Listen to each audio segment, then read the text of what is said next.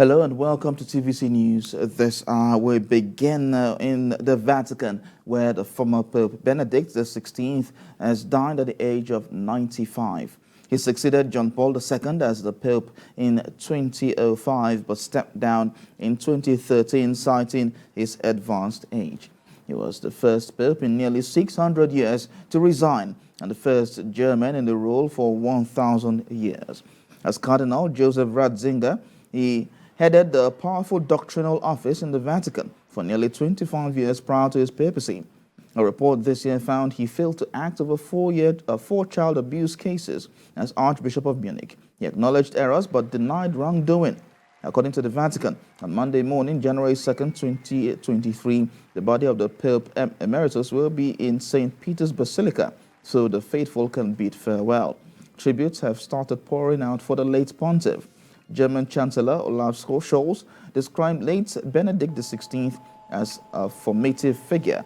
In a tweet, he said the late Pope was for many, not only in this country, a special church leader.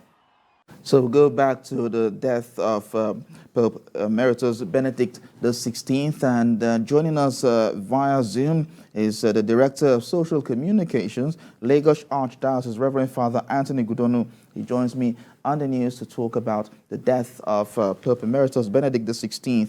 Now, Benedict XVI was already 78 years old when he became the Pope in 2005. Age and ill health quickly took their toll, prompting his resignation less than 8 years later, which was unprecedented. Now, how would you weigh the impact of that turn of events in the history of the Catholic Church? Yes, thank you very much for having me at this news hour. Pope Benedict XVI is definitely a faith icon of our time in the Catholic Church. And as you must have heard in the news this morning, that he passed at the age of 95. And of course, he's a man of faith and a man of reason. As the universal head of the church, he brought what we call the marriage between faith and reasoning together.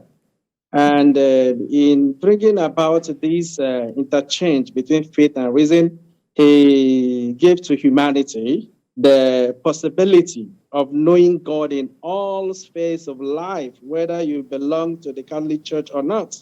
So he will be greatly missed because he was a great teacher in the Universal Church, and of course a man of faith that worth emulating. So that is the way I would describe for Benedict XVI. May God rest his soul.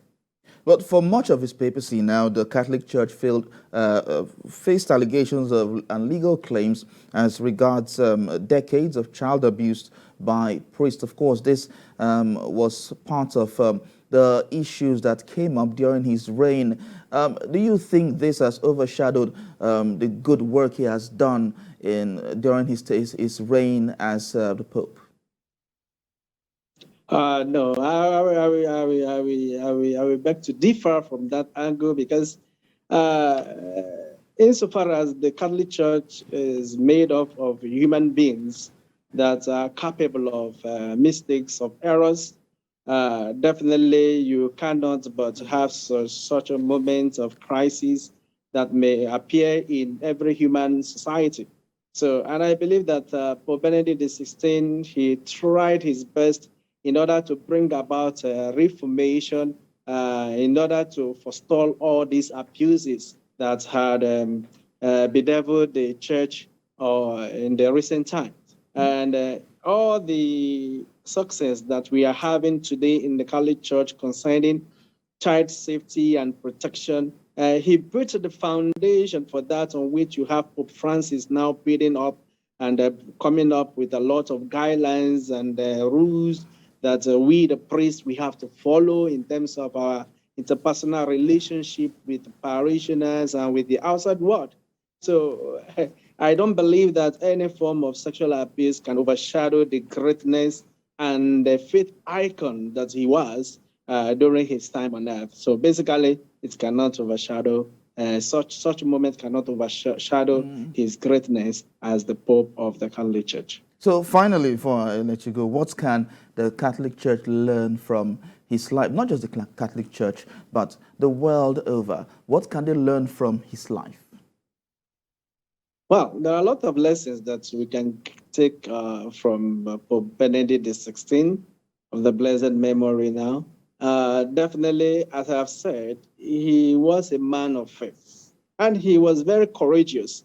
Remember that in years, in centuries, we have not had any pope resigning from that position. He was the one that had the courage about 9 years ago to say, come, I am getting tired and I need to rest from these burdens of piloting the ship of the universal church. And he did it gallantly by relinquishing that power to his successor, Pope Francis. So that alone is something that we can learn, especially in the situation of Nigeria, where we have so many leaders that are tired and that are not ready to go and rest and give the baton back to the young ones that can take over. So I believe Pope Benedict XVI is a great example for Nigerian leaders.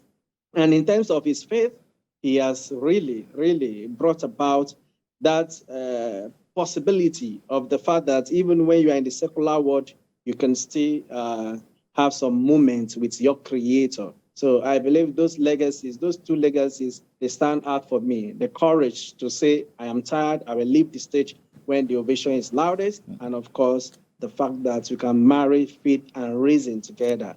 That is a takeaway from his life for me, and which everybody must emulate. Thank you. All right, Director of Social Communications, Lagos Archdiocese, Reverend Father Anthony Godonu, thank you so much for talking to us. Thank you for having me.